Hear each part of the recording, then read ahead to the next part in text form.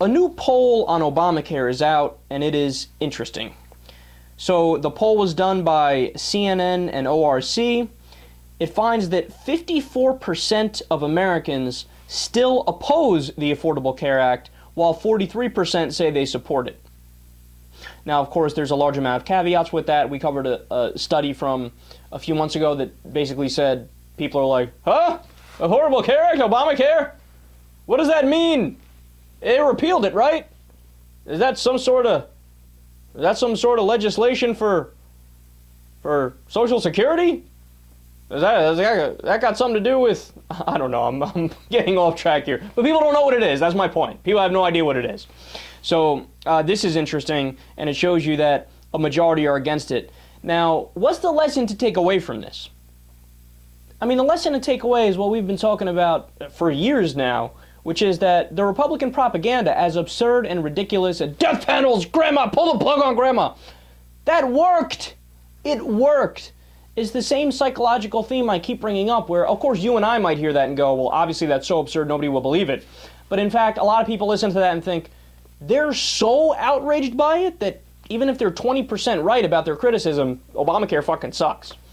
Because when you say something over and over and over and over and over, and they do, how Obamacare's bad, Obamacare's evil, Obamacare death panel, yada, yada, yada, people go, damn, I guess it is not that good, right?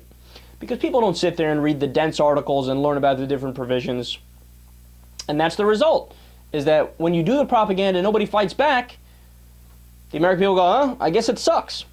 So if I were the Democrats, I mean, point number one lesson to learn from this is you have to brag about your accomplishments. You have to brag about your accomplishments. Now, you guys know, Obamacare is not my favorite form of healthcare reform. I prefer a single-payer system, a Medicare for all system. I would have settled for a public option, but there was no public option. So this is a very conservative piece of legislation. I mean, it was proposed by the Heritage Foundation, a right-wing think tank. Bob Dole in 1996 had an individual mandate in his plan. It's the same as Romney Care in Massachusetts. So if I were the Democrats, you wouldn't see me in a press conference without bringing up, hey, by the way, did I mention that we banned pre-existing conditions? Yeah, you know those big bad health insurance companies, they can't kick you off if you're sick anymore. They can't say no to you because you need help the most. What kind of sense does that make? If you need help the most, you deserve help. It's the most rational thing ever. I would say, you know what? Thank the Democrats, thank us for eliminating lifetime caps. I mean, that's a huge deal, man. Health insurance companies, if you had a lot of healthcare spending on you, let's say when you're young, for example, if you had a serious health problem when you were younger. There was one we read about a little girl who had a heart problem where she reached her lifetime cap before she was 5 years old. Well, Obamacare stepped in and said, yeah, here's the thing, you're not just going to stop insuring them because you have a cap. That's an arbitrary cap, you're not allowed to do that. We're taking that away, we're banning them. I would brag about that so much. How about expanding Medicaid?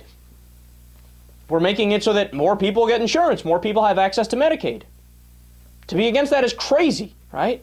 Even a lot of Republican states now, the governors are saying, okay, yes, we're allowing in the Medicaid expansion. Of course, they're doing it because the business interest told them, you better accept it because we make more money.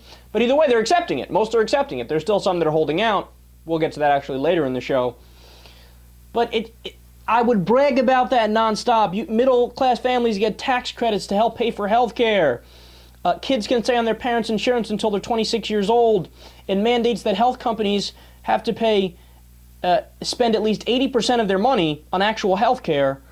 And it used to be the ratio was all out of whack. You could spend 60% on health care and 40% on fucking paperwork and nonsense and administrative costs. Now they changed that and made a more rational ratio out of it.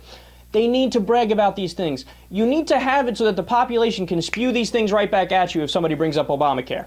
When somebody mentions Obamacare, you want anybody in the population, any average Joe, to go, oh, you mean the piece of legislation that banned lifetime caps? The piece that allowed people to stay on their parents' health insurance until they're 26? The piece that covered more people? The piece that banned pre-existing conditions? Do you need to have them make a Pavlovian connection? But that goes back to how the Republicans are just so much better at politics than the Democrats are. Now, here's a little twist in the story, and this I found super interesting. According to the same poll, a chunk of those people who say they oppose Obamacare, oppose the law, say it's because the law wasn't liberal enough. So at first glance, you'd think, oh, look at that. People are just against Obamacare. No, it's because a lot of people agree with me. They wanted Medicare for all, or they wanted a public option.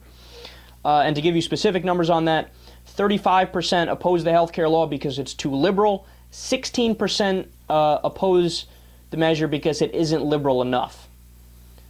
So for what that's worth, it kind of shows you the poll isn't as heavy leaning conservative as it appears to be at face value. But either way, the same thing you got to take away from it. Democrats, brag.